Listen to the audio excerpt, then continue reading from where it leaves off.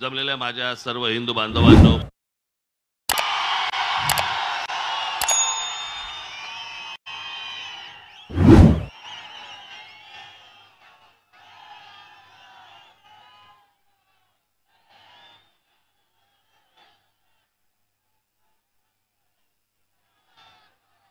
आज विधानसभेच्या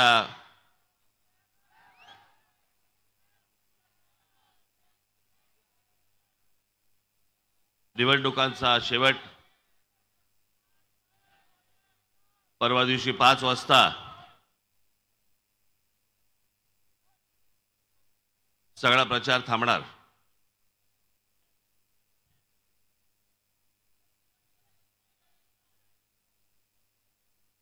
जेव्हापासून आचारसंहिता लागली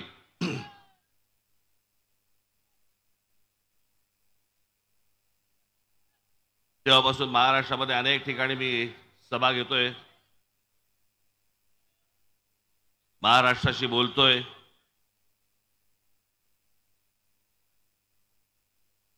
माझं म्हणणं मांडतोय, मत मांडतोय।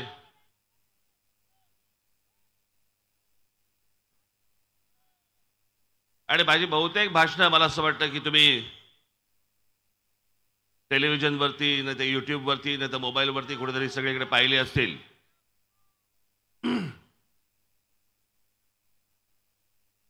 आणि सारखे सारखे काही नवीन नवीन विषय येत नसतात। खरं तर आता शेवटच्या ज्या सभा आहेत या शेवटच्या सभांमध्ये येऊन तुमचं फक्त दर्शन घेणं हेच माझ्यासाठी सर्वात महत्त्वाचं आहे।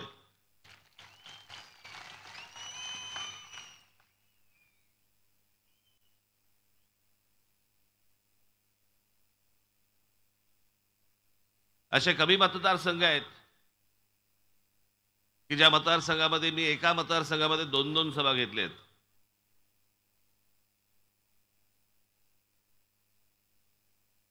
त्यातला हा एक मतदारसंघ आहे आमच्या दिनकर रावांचा।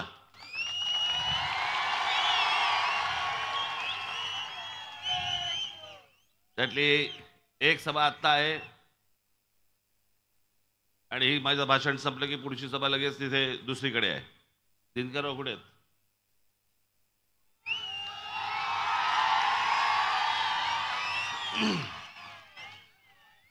मी आता दिनकर रावांना सांगितलं, म्हटलं तुम्ही पुढच्या सभेला जा आणि तिकडे भाषण सुरू करा, म्हणून मी तुमची परवानगी मागतोय की त्यांना पुढे जाण्यासाठी आपण सर्वांनी परवानगी द्यावी। धन्यवाद। तुमचं बोलणं झालंय ना?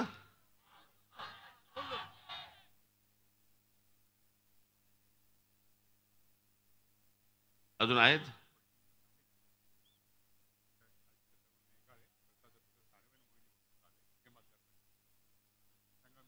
नाशिक देवळाली मोहिनी जाधव, नाशिक पूर्व प्रसाद सानप आणि नाशिक इगतपुरी त्र्यंबकेश्वर काशीनाथ बेंगाळ। तुमची भाषणं झाली आहेत? तुम्ही तिघे आता पुढच्या सभेला जा, मी येतो। तिथेही लोक थांबली असतील ना? महाराष्ट्राचे अनेक विषय असे आहेत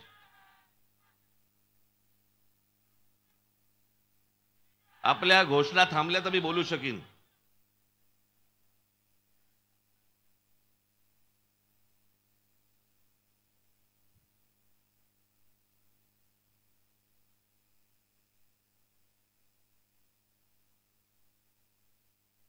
मला फक्त आपल्याला कल्पना द्यायची आहे, जाणीव करून द्यायची आहे आणि आपण कुठेही गाफील न राहता न विसरता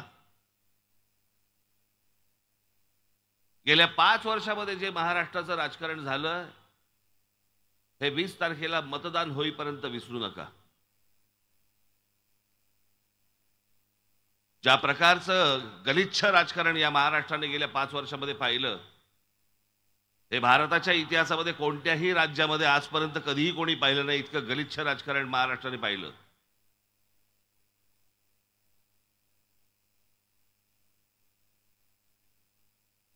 याची सुरुवात 2019 पासूनच्या निवडणुकीपासून त्याचा निकाल लागला तेव्हापासून या सगळ्या गोष्टी सुरू झाल्या. मी आज फक्त तुमच्या समोर काही फरक सांगण्यासाठी इथे उभा आहे की मी कशा प्रकारचा विचार करतो आणि बाकीचे लोक कशा प्रकारचा विचार करतात.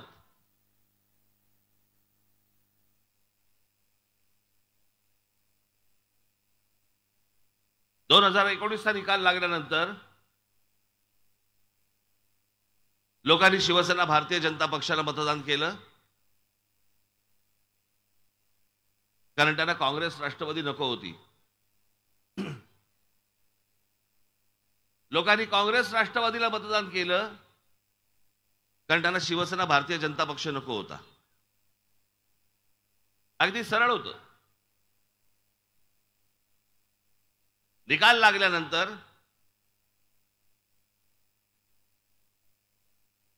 तुम्हाला कोणालाही न सांगता, तुमचा कोणालाही विश्वासात न घेता, आधी कोणत्याही गोष्टी न बोलता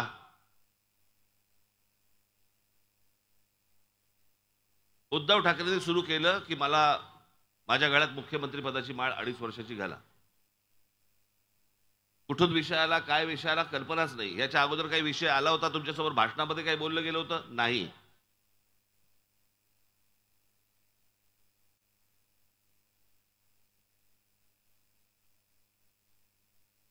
पण ज्यावेळेला त्यांच्या लक्षात आलं की माझ्याशिवाय सत्ता बसू शकत नाही भाजपची, त्यावेळेला पिळायला सुरुवात झाली. ज्यामध्ये महाराष्ट्राचं हित असतं तरी मी समजू शकलो असतो. पण करायचं काय होतं? फक्त माझ्या गळ्यात मुख्यमंत्री पदाची माळ घाला. फक्त स्वार्थाचा विचार.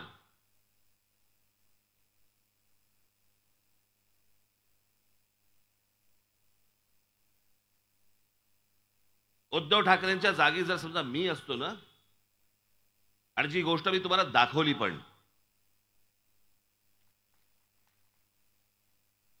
या लोकसभेच्या निवडणुकीला पंतप्रधान ज्या वेळेला शिवतीर्थावरती आले होते, शिवाजी पार्क मैदानावरती आले होते, पंतप्रधानांच्या अगोदरच्या भाषणात मी त्यांना सांगितलेल्या 5 गोष्टी होत्या.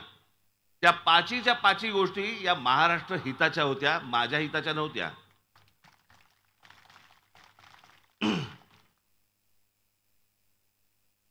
मी त्याला पंतप्रधानांना सांगितलं होतं की गेले अनेक वर्ष आमचा जो एक प्रश्न प्रलंबित राहिलेला आहे या महाराष्ट्राच्या अस्मितेचा, आमच्या भाषेच्या अस्मितेचा, आणि तो म्हणजे आमच्या मराठी भाषेला आपण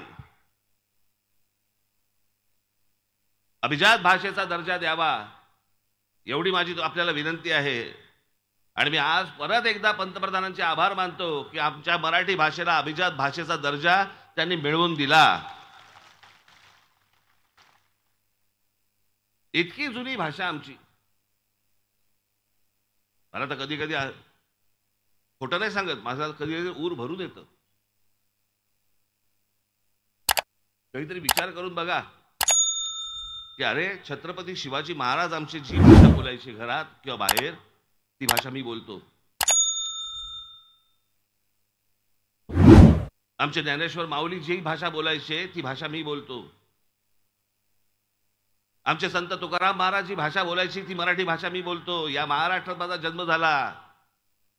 डॉक्टर बाबासाहेब आंबेडकर जी भाषा बोलायचे त्या मराठी भाषेमध्ये मी बोलतो.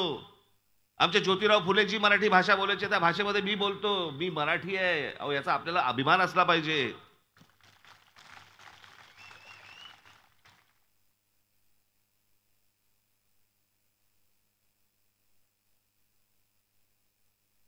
या व्यासपीठावरती जेवढे इथे फोटो आहेत, याच्यापेक्षा असंख्य फोटो या महाराष्ट्रामधले आपण अधिकारात इथे लावू शकतो.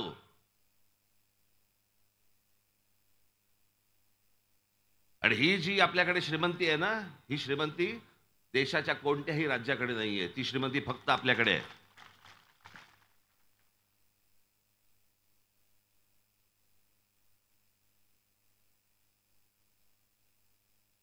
जे 19 साली जे झालं, निकाल लागल्यानंतर झालं, तिथे उद्धव ठाकरेंच्या जागी जर सुद्धा मी असतो ना, मी म्हटलं असतं मला नको मुख्यमंत्रीपद, तुम्ही ठेवा तुमचं मुख्यमंत्रीपद तुमच्याकडे, मी तुमच्या बरोबर येतो, पण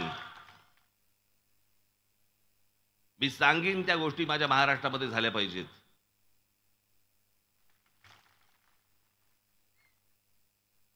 त्यातले अनेक विषय असतील. मी आज आपला जाहीरनामा मी आपला प्रसिद्ध कालच केलेला आहे, त्याच्यामध्ये अनेक विषय आहेतच. त्या अनेक विषयांपैकी मी एक विषय सांगितला असता की खड्डे न पडणारा, कोणतेही अडथळे न येणारा असा मुंबई नाशिक जो रस्ता आहे हा मला पहिल्यांदा तुम्ही करून द्या.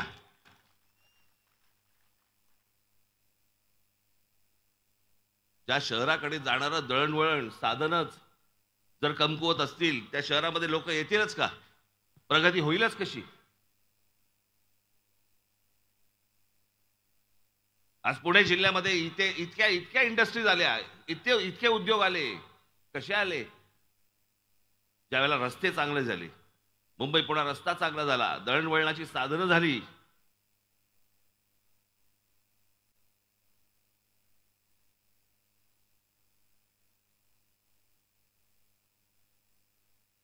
या नाशिक पश्चिमच्या मतदारसंघाला खरं तर नाशिकची औद्योगिक नगरी म्हणतात याला. या मतदारसंघाला इतके उद्योग आहेत, त्यातले 500 जवळपास बंद झाले. अनेक लोक बेरोजगार झाले. अनेक उद्योग येऊ इच्छितात, पण त्यांना ज्या प्रकारच्या गोष्टी पाहिजेत सभोवताली त्या मिळत नाहीयेत. राजकीय अडथळे सगळे सुरू होतात. तुमच्यापैकी अनेक जे तरुण आहेत इथे माझ्यासमोर बसलेले आहेत, तरुणी आहेत, अनेकांना माहिती पण नसेल. ही गोष्ट आहे साधारणपणे 97-98 सालची. महिंद्रा कंपनी इकडे होती, पण महिंद्रा कंपनीचं एक्सपान्शन, त्यांना तो उद्योग वाढवायचा होता. त्याच्यासाठी म्हणून त्यांना, तुम्हाला आठवत असेल, स्कॉर्पिओ नावाची गाडी त्यांनी काढली आणि सगळ्या गोष्टींना कंटाळले होते आनंद महिंद्रा. ज्याला सरकारी हस्तक्षेप, सरकारी त्रास, सरकारी अडचणी ज्याला म्हणतो आपण, कंटाळले. माझे मित्र आहेत ते. आणि एके दिवशी माझ्या कानावरती आलं की आनंद महिंद्रा ही इंडस्ट्री घेऊन चेन्नईला चालले. ते म्हणाले की मला इन्व्हेस्टमेंट नाही करायची, नाशिकमध्ये मला नाही यायचं, मला तिथे चेन्नईमध्ये, तामिळनाडूमध्ये मला चांगल्या सुखसोयी मिळत आहेत, तिथे मी तामिळनाडूमध्ये जातो. मला कळल्यावरती मी आनंद महिंद्राला भेटलो. त्याच्यामध्ये काही इथले नाशिकमधले पण लोक होते. मी आनंद महिंद्राला भेटल्यावरती मी त्यांची अडचण समजून घेतली. म्हटलं काय प्रॉब्लेम आहे तुमचा? कारण मला एक गोष्ट माहिती होती की ज्या वेळेला आनंद महिंद्रा इथे येतील, काय रे काय झालं रे तिथे,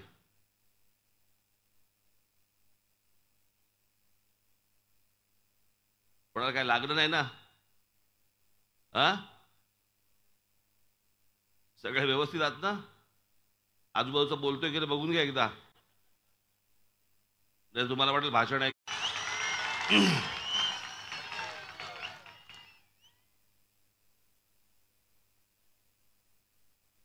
मी काय नाशिकचा नागरिक होतो का? पण मी महाराष्ट्राचा नागरिक होतो. माझ्यासाठी सगळी शहरं माझ्यासाठी महत्वाची आहेत. माझ्या महाराष्ट्रामधल्या प्रत्येक तालुक्यामध्ये, प्रत्येक जिल्ह्यामध्ये उद्योग आले पाहिजेत. माझ्या महाराष्ट्रामधल्या प्रत्येक तरुणीला जिथे राहतोय तिथे रोजगार मिळाला पाहिजे.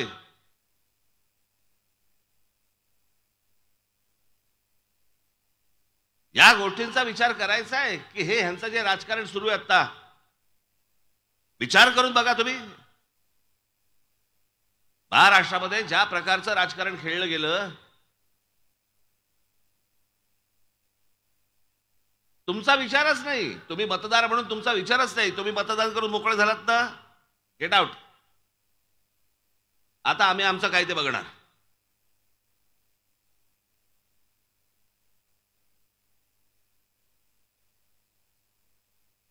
म्हणजे मतदारांनी हा पक्ष नको किंवा हा उमेदवार नको म्हणून या उमेदवारावरती बटण दाबलं आणि हा उमेदवार निकालानंतर पैसे घेऊन यांच्याबरोबर गेला. अरे मग त्याच्या आधी तुम्ही हेच बटन दाबलं असतं ना. जर ह्याला इथेच जायचं होतं पैसे घेऊन, हे पैसे घेऊन ज्या वेळेला अशा प्रकारचं स्थलांतर दुसऱ्या पक्षामध्ये ज्यावेळेला करतात, एक पक्षाच्या पक्ष उठून ज्यांच्या विरोधात निवडणुका लढवल्या त्यांच्याबरोबर जाऊन बसतो, हा तुमच्या मताचा अपमान नाहीये?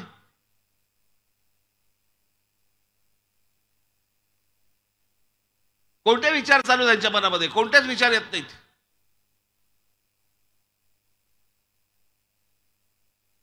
जाहीरनाम्यामध्ये काय टाकतात? तर म्हणे छत्रपती शिवाजी महाराजांची जिल्ह्या जिल्ह्यात मंदिरं बांधणार. काय डोकं आहे बघा यांचं. इथे मुलं शिक्षणापासून वंचित आहेत. ज्या महाराष्ट्रामध्ये विद्या मंदिरं बांधायला पाहिजेत आणि छत्रपती शिवाजी महाराजांचे गडकिल्ले चांगले केले पाहिजेत, त्याच्याऐवजी आम्ही शिवाजी महाराजांची मंदिरं बांधतोय. महाराजांना तरी पटेल का? महाराजांना तरी आवडेल का ही गोष्ट?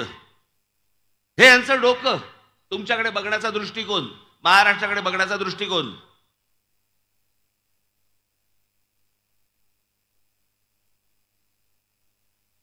या उलट आपण ज्या गोष्टी सांगतो आहोत, आता जसं मुंबईमध्ये डॉक्टर बाबासाहेब आंबेडकरांचं स्मारक उभं राहिलं, मी तेव्हा पण सांगत होतो, 2014 साली पण तेच सांगत होतो, माझं आजही सांगणं तेच आहे. आता ते स्मारक झालं, पण जर या महाराष्ट्राची सत्ता माझ्या हातामध्ये जर आली, डॉक्टर बाबासाहेब आंबेडकरांच्या नावाने मी जगातलं सगळ्यात मोठं वाचनालय हे महाराष्ट्रामध्ये काढेन. जगभरामधनं लोक ज्ञानासाठी म्हणे तिकडे आले पाहिजेत, वाचनासाठी तिकडे आले पाहिजेत, ज्ञान मिळवायला आले पाहिजेत. ही खऱ्या अर्थाने आमच्या डॉक्टर बाबासाहेब आंबेडकरांना श्रद्धांजली असेल.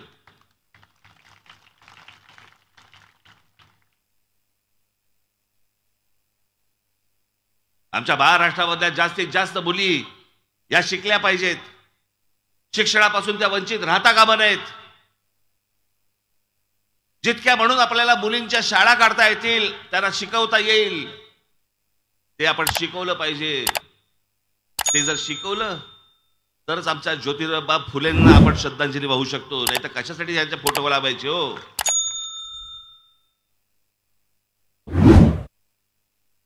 आज माझ्या ग्रामीण महाराष्ट्रामधला तरुण तरुणी शहराकडे येत आहेत शेती सोडून. माझ्या शहरामधले, नाशिकमधले, पुण्यामधले, मुंबईमधली मुलं मुली देश सोडून चाललेत बाहेर.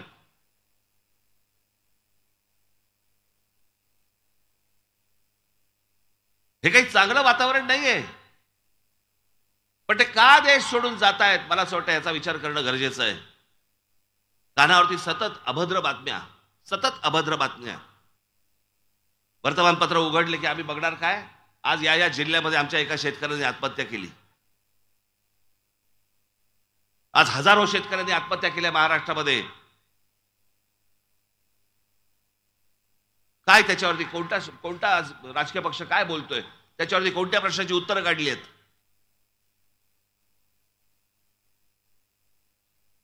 काही किंमत, माणसाची नावाची काही किंमतच नाही. कोण शेतकरी आत्महत्या करतायत? कितवा गेला? इतका गेला. बरं ठीक आहे, आज इतका गेला.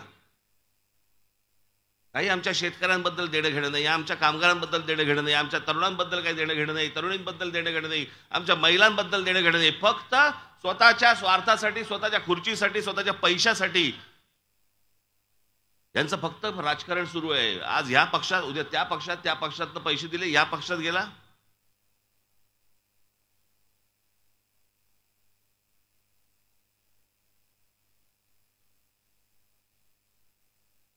हे सगळं राजकारण, ह्या निवडणुका. बस रे खाली बस. काय स्टॅच्यू ऑफ लिबर्टी आहेस काय? बस खाली ठेवते, आता नंतर करते उद्योग.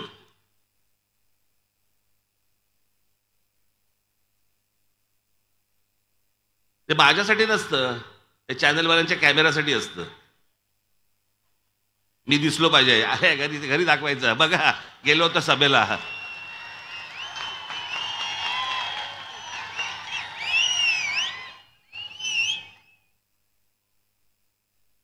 साधी गोष्ट. तर एवढा लांबून काय वाचू शकतो का मी?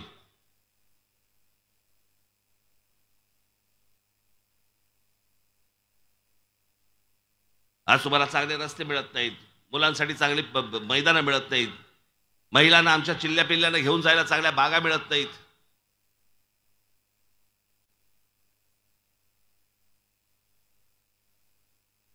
रस्त्याने गाडी चालवायला ट्रॅफिक जाम, फुटपाथने काही नाही, सगळे फेरीवाले बसले आहेत. बाकी या सगळ्या तुमचे ज्या व्यथा आहेत ना, या ज्या सगळ्या तुमचे जे त्रास आहेत ना, या त्रासाकडे तुमचं लक्ष जाऊ नये याच्यासाठी म्हणून या राजकारण्यांनी एक उपाय शोधलाय. मी काय बोलतोय हे गांभीर्याने नीट विचार करा, घरी गेल्यानंतर पण विचार करा या गोष्टींचा. हे जी शहरं सगळी बकाल झालेली आहेत ना, ज्याच्यात तुम्हाला चालताना त्रास होतो, राहताना त्रास होतो, पाण्याचे प्रश्न, विजेचे प्रश्न, सगळ्याच गोष्टींचे जे प्रश्न आहेत, जे प्रश्नांची उत्तरं सापडत नाहीत आणि ते प्रश्न सोडवले जात नाहीत, पण त्या गोष्टींकडे तुमचं लक्षच जाऊ नये. या सगळ्या राजकारणाने व्यवस्थित सोय करून ठेवली आहे ती. आणि आमच्याकडच्या महाराष्ट्रामधले अनेक लोक त्या सगळ्या गोष्टींना ती जी भुरळ घातलेली आहे त्याला बळी पडतायत. आणि ती गोष्ट म्हणजे जाती जातीमध्ये द्वेष निर्माण करणं. महाराष्ट्रामध्ये आजपर्यंत काही जाती पाहिल्या नव्हत्या काय? प्रत्येकाला आपापली जात प्रिय असते, प्रत्येकाला आपापल्या जातीवरती प्रेम असेल. पण 1999 साली शरद पवारांच्या राष्ट्रवादी काँग्रेसचा जन्म झाल्यानंतर या महाराष्ट्रामध्ये जाती जातीचं स्वतःबद्दलचं प्रेम सोडून द्या, दुसऱ्या जातीबद्दलचा द्वेष निर्माण करायला सुरुवात केली.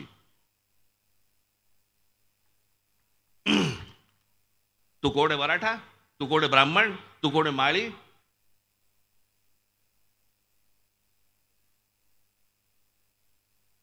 मग आता परत सुरू केलं मराठा विरुद्ध सगळे ओबीसी. हे तुमच्यात नाही भांडण वाद, ह्याला तुमचा उत्कर्ष नाही करायचा आहे.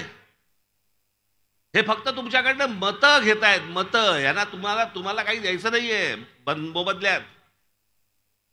डोकी फुटली तुमची, फुटू देत. फुटलेल्या डोक्याने मतदानाच्या दिवशी या, मतदान करा आम्हाला, दुसऱ्या दिवशी मेलात तरी चालेल.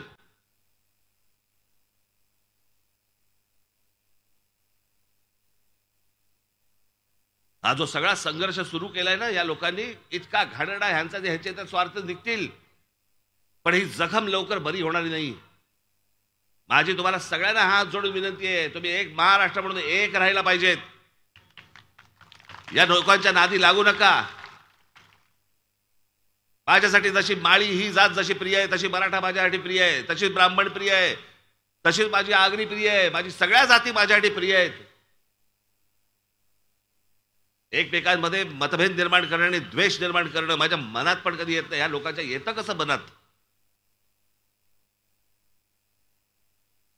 आणि ह्याच राष्ट्रवादी काँग्रेसच्या जन्मानंतर ह्या सगळ्या गोष्टी सुरू केल्या. होय, मी तुम्हाला थेट सांगतोय, राष्ट्रवादी काँग्रेसच्या जन्मानंतर शरद पवारांनी या महाराष्ट्रात हे राजकारण करायला सुरुवात केली. तोपर्यंत आमच्या मनात पण कधी येत नव्हतं. आणि मग आमचे महापुरुष वाटायला सुरुवात केली. आमचे छत्रपती शिवाजी महाराज मराठ्यांचे, डॉक्टर बाबासाहेब आंबेडकर आमचे दलितांचे, ज्योतिराव फुले आमचे माळ्यांचे, लोकमान्य टिळक आमचे ब्राह्मणांचे.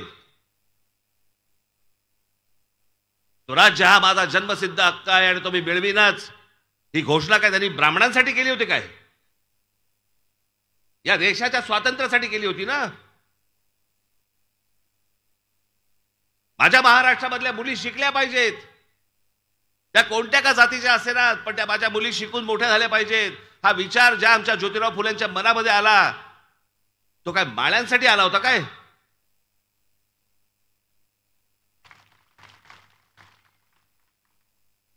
अठरा पगड जातीला एकत्र घेऊन स्वराज्याची स्थापना करणारे आमचे शिवछत्रपती, त्यांनी हा महाराष्ट्र मराठ्यांचा व्हावा किंवा मराठ्यांसाठीचा लढा आहे असं केलं होतं का?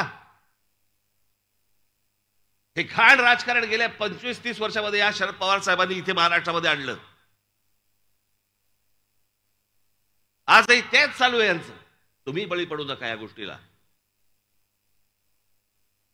मी माझ्या 2-4 सभांमधून सांगितलंय, पुन्हा एकदा सांगतो. याचं कारण तो स्क्रू जो आहे ना, तो तुमच्या फिट झाला पाहिजे आतमध्ये.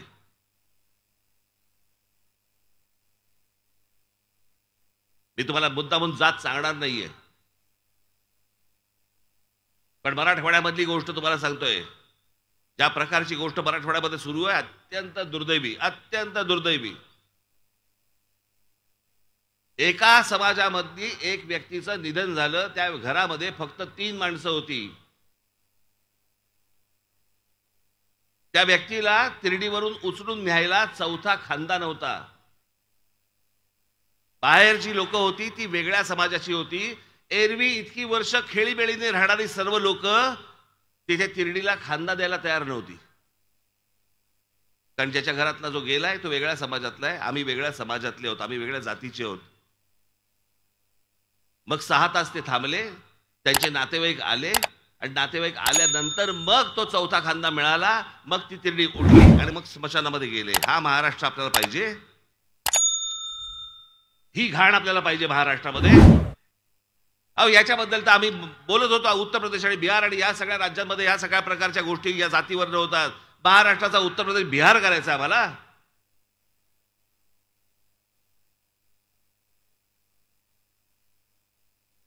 हे जाती जातीमध्ये जे द्वेष निर्माण करणं आहे हे फक्त एवढ्याच गोष्टींसाठी आहे की ज्या मूलभूत जे गोष्टी आहेत, जे मूलभूत जे प्रश्न आहेत, याच्याकडे तुम्ही बघताच कामा नये. बेरोजगार हा बेरोजगारच राहिला पाहिजे. शेतकरी आत्महत्या करतात, अजून केल्याच पाहिजेत. महिलांना सुरक्षा मिळत नसेल, मिळालीच नाही पाहिजे. लहान मुलींवरती आमच्याकडे महाराष्ट्रामध्ये बलात्कार होत असतील, होऊ देत. शिक्षण मिळत नसेल, मिळू न देत. आमच्याकडे हॉस्पिटलमध्ये खाटा मिळत नसतील, नको मिळू देत. रस्त्यावर चालता येत नसेल, नको मिळू देत. फुटपाथ मिळत नसतील, नको मिळू देत. मुलं बाहेर परदेशामध्ये निघून जातात, देश सोडून जाऊ देत. आमच्याकडे विजेचे दर वाढतायत, वाढू देत. महागाई वाढते, वाढू देत. सगळ्या गोष्टी होऊ देत. पण या गोष्टींकडे तुमचं लक्ष जाता कामा नये. तुम्ही कशात गुंतले पाहिजेत? तुम्ही जाती जातीमध्ये गुंतले पाहिजे. तुम्ही जाती जातीमध्ये भांडणामाऱ्या केल्या पाहिजे, डोकी फोडली पाहिजे एकमेकांची. हे काय राजकारण चाललंय ना बाबांनो, माझी विनंती आपल्याला हे ओळखा एकदा, हे समजून घ्या. आणि ह्याच्यासाठी काही माणसं उभी केली जातात आणि हे सगळे द्वेष पसरवले जातात. याचं कारण तुमच्या मूळ विषयाकडे तुमचं लक्ष जाऊ नये म्हणून. अनेक विषय आहेत त्याच्याकडे तुमचं लक्ष जाऊ नये म्हणून तुमच्याकडे एक तो तुमचा एक अवयव आलेलाच आहे, मोबाईल नावाचा. आणि मग त्याच्यावरती पण काय काय गोष्टी सतत टाकत राहायच्या. हे जे मी प्रश्न आता तुमच्याशी बोललो, हे 5 वर्ष संपूर्ण नाशिक माझ्या हातामध्ये होतं, महानगरपालिका हातामध्ये होती.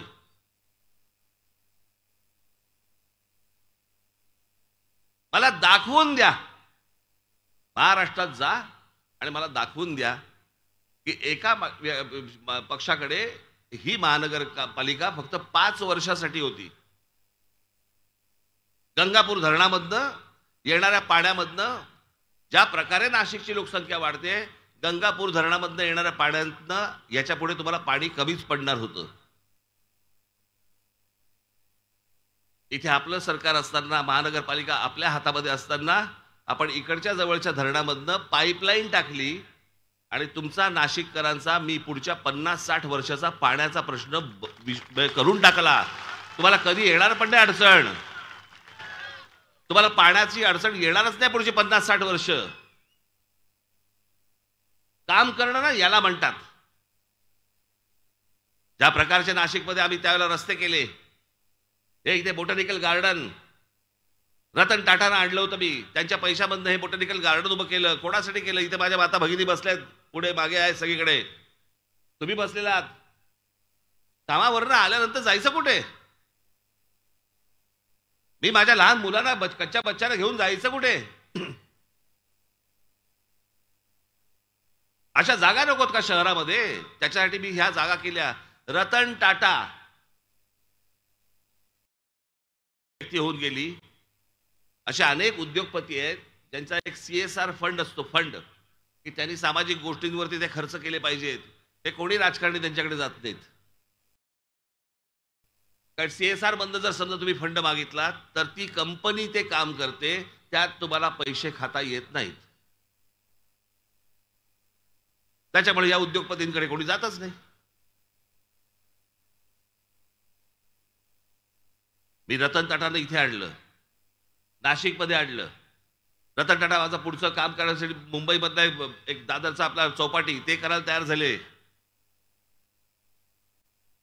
जवळपास 14-15 कोटी रुपये त्यांनी या बोटॅनिकल गार्डनवरती घातले. इतके राजकारणी होऊन गेले, इतक्या राजकारण्यांचे इतक्या उद्योगपतींशी संबंध आहेत. शरद पवारांचे तर फक्त त्यांच्याशीच आहेत.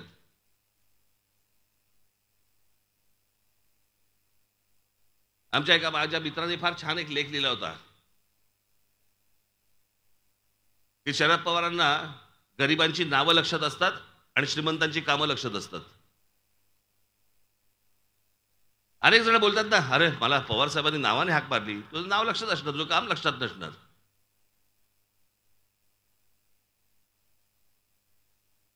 अनेक गोष्टी आम्ही नाशिकमध्ये केल्या, 5 वर्षाच्या आत केल्या. 5 वर्षाच्या आत हे तुमच्याकडचे कारंजे असतील, इकडचा तुमचा ट्रॅफिक पार्क असेल, पुढची 5 वर्ष मिळाली असती, अजून प्रचंड गोष्टी झाल्या असत्या ज्या आजपर्यंत महाराष्ट्रामधल्या कुठच्याही शहरामध्ये झालेल्या नाहीत. अशा गोष्टी त्याच्या पुढेही अजून झाल्या असत्या. याला शहरासाठी काम करणं म्हणतात, ह्याला लोकांसाठी काम करणं म्हणतात. याला शब्द जो दिलाय ना आपण, तो पूर्ण करणं म्हणतात. आगी लावत नव्हतो बसलो मी.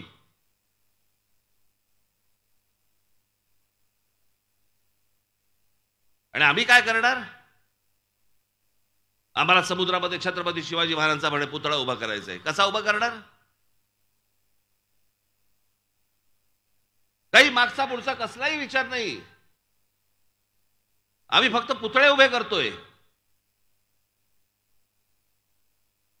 365 दिवसापैकी 363 दिवस त्या पुतळ्यांवरती धूळ असते आणि जयंत्या आणि पुण्यतिथ्यांना फक्त तो धुतला जातो आणि हार घातला जातो. आमचा विषय संपला.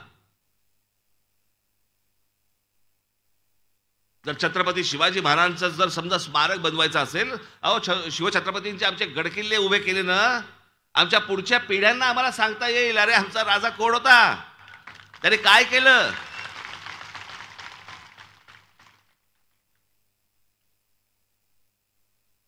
या देशाला विचार दिला त्या माणसाने. स्वराज्य, स्वतःचं राज्य.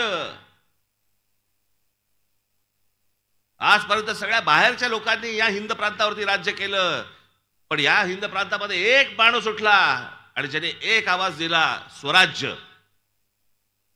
इथे राज्य कोण करणार असेल तर आम्ही राज्य करू, तुम्ही नाही करायचं राज्य. हा ज्या माणसाने आम्हाला तो स्वाभिमानी कणा दिला, त्याच्याबद्दल आम्ही काय करतोय? आम्हाला त्यांची मंदिरं बांधायची आहेत, आम्हाला त्यांचे पुतळे बांधायचे आहेत. त्यांचा विचार कसा कायम राहील याच्याबद्दल आमच्याकडे काही गोष्ट होत नाही. आमच्या डॉक्टर बाबासाहेब आंबेडकरांनी काय विचार दिले आम्हाला काही देणं घेणं नाही. आम्ही फक्त जयंती आणि पुण्यतिथ्यांना फक्त विचार करू. माझी आपल्याला फक्त विनंती आहे, हा सगळा अख्खा इंडस्ट्रियल झोन आहे, इथे आयटी पार्क आलं पाहिजे. तुम्ही माझ्या हातात सत्ता द्या, माझे आमदार निवडून द्या, दिनकररावांना निवडून द्या, या भागात आयटी पार्क आणीन मी.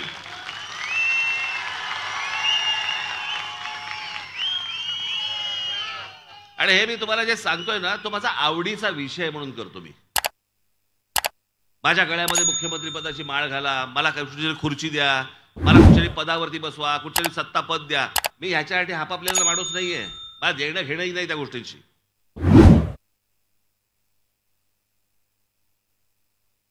मला असं वाटतं की माझं राज्य मोठं झालं पाहिजे, माझं राज्य चांगलं झालं पाहिजे. माझे बांधव, माझ्या भगिनी, त्या चिल्ले पिल्ले सगळेजण, त्यांना घरातनं बाहेर पडल्यावरती एक समाधान वाटलं पाहिजे की अरे मी नाशिकमध्ये राहतोय, माझ्या उत्तम शहरामध्ये राहतोय. मी कालच सांगितलं ना, आमच्या देशात शोध पण लागत नाहीत. कसे लागतील? सतत गोंगाट. आमचे मूलभूत प्रश्नच आमचे सुटलेले नाहीत अजून. जिथे मूलभूत प्रश्न सुटलेले असतात ना, अन्न वस्त्र निवाऱ्याचे प्रश्न सुटलेले असतात ना, तिथे शोध लागतात. आमच्याकडचा Guinness book of world record मधला माणूस कोण? ज्याची सर्वाधिक नखं वाढली आहेत. दुसरा माणूस कोण? ज्याच्या मिशा वाढल्या आहेत. लहानपणापासून नाही कापले तर वाढतातच, त्याला अक्कल नाही लागत. हे आमच्या गिनीज बुकातली माणसं. आणि त्याच गिनीज बुकच्या पुस्तकामध्ये जाऊन बघा जरा कशा प्रकारचे शोध लावले जगभरामध्ये. आमच्या देशात काय नाही लागत? आमच्या तरुणांमध्ये काय कमी आहे? आमच्या तरुणींमध्ये काय कमतरता आहे? पण त्या प्रकारची शांतता, त्या प्रकारचे त्यांचे जे रोजचे जे प्रश्न आहेत ते मिटून पुढे गेल्यावरती शोध लागतात अनेक गोष्टींचे. असा महाराष्ट्र महाराष्ट्राचं स्वप्न मी पाहतोय. ते स्वप्न पूर्ण करण्यासाठी म्हणून मला तुमची साथ हवी आहे. त्याच्यासाठी म्हणून मी आज ही भाषण देतो आणि तुमच्या समोर येतोय. आणि म्हणून हे गेले इतकी वर्ष ते काय मध्ये ओरडत आहेत? ते मध्येच ओरडत आहेत. काय राजसाहेब आगे बढो. पडतो आता पडीन. मी उलटा फिरलो गाडीकडे जाताना एकदा परत घोषणा द्या म्हणजे मी व्यवस्थित जाईन. बसा बसा शांत बसा आपण. म्हणून येत्या 20 तारखेला आपण गेल्या 5 वर्षामध्ये ज्या घटना घडल्या, गोष्टी घडल्या, जे तुम्हाला फसवलं गेलं, जो तुमच्या मताचा अपमान झाला, त्याचा बदला तुम्हाला या महाराष्ट्राला येत्या 20 तारखेला घ्यावा लागेल. जर 30-30 माणसं ज्यांनी तुमच्या मतांचा अपमान केला, ज्यांनी तुमच्या मतांशी प्रतारणा केली, ज्यांनी तुम्हाला गृहीत धरलं, ज्यांनी तुमचा विचारच नाही केला, अशीच लोक जर समजा महाराष्ट्रात परत परत निवडून येत गेली, त्या महाराष्ट्राचं वाटोळं झालंच म्हणून तुम्ही समजा.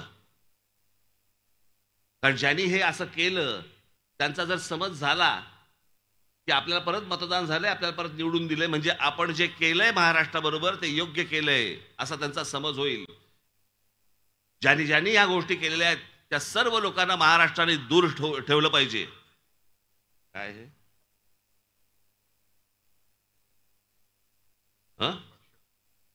मग संपल्यावरती ना, मला वाटलं आवरा सांगतायत.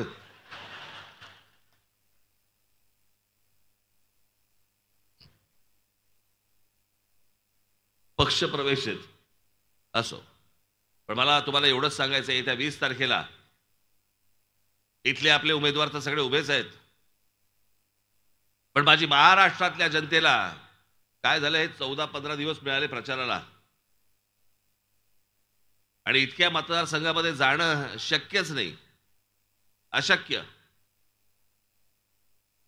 आणि म्हणून मी महाराष्ट्राची दिलगिरी व्यक्त करतो की अनेक मतदारसंघामध्ये मला येता नाही आलं. कालच्या पण मी सभेला गेलो होतो, मी भिवंडी ग्रामीणच्या आणि आमच्या कल्याण पश्चिमच्या तिकडे जरा थोडंसं मला तब्येत बरी नव्हती. नंतर मग मी गोळी बिळी घेतली, जरा नॉर्मलला आलो, सगळं झालं. सकाळपासून संध्याकाळपर्यंत पकपक पकपक पप्प या निवडणुका मी तुम्हाला सांगतो ना, इतक्या कंटाळवाड्या असं काहीतरी भाषण करायला मजा येते हो. हे सकाळी उठायचं आपलं तेच बोलायचं, दुपारी उठायचं तेच बोलायचं, संध्याकाळी उठायचं तेच बोलायचं असो. पण ह्या सगळ्या गोष्टी करत असताना मी अनेक ठिकाणी मला महाराष्ट्रामधल्या अनेक मतदारसंघामध्ये येता नाही आलं. मी महाराष्ट्रातल्या त्या मतदारसंघामधल्या सर्व माझ्या माता भगिनींची, बांधवांची मी दिलगिरी व्यक्त करतो. आपण हे सगळं जे जे उमेदवार माझे उभे आहेत त्यांना आपण निवडून द्या. आपल्याला भेटण्यासाठी मी प्रत्येक मतदारसंघात येईन, हे माझं महाराष्ट्राला वचन आहे, माझा शब्द आहे. पण येत्या 20 तारखेला आपण कुठेही बेसावध न राहता गांभीर्याने आपल्या रेल्वे इंजिन या निशाणीवरती आपण माझ्या सर्व उमेदवारांना ते रेल्वे इंजिनच्या निशाणीवरती बटण दाबून सर्वांना आपण प्रचंड प्रचंड प्रचंड मताने आपण विजयी करावं असं एक आवाहन करतो आणि तुर्तास आपली सर्वांची मी रजा घेतो. धन्यवाद. जय हिंद, जय महाराष्ट्र. गर्जा हिंदुस्तान चॅनलला सबस्क्राईब करा आणि ताज्या घडामोडी जाणून घेण्यासाठी बेल आयकॉनवर प्रेस करा.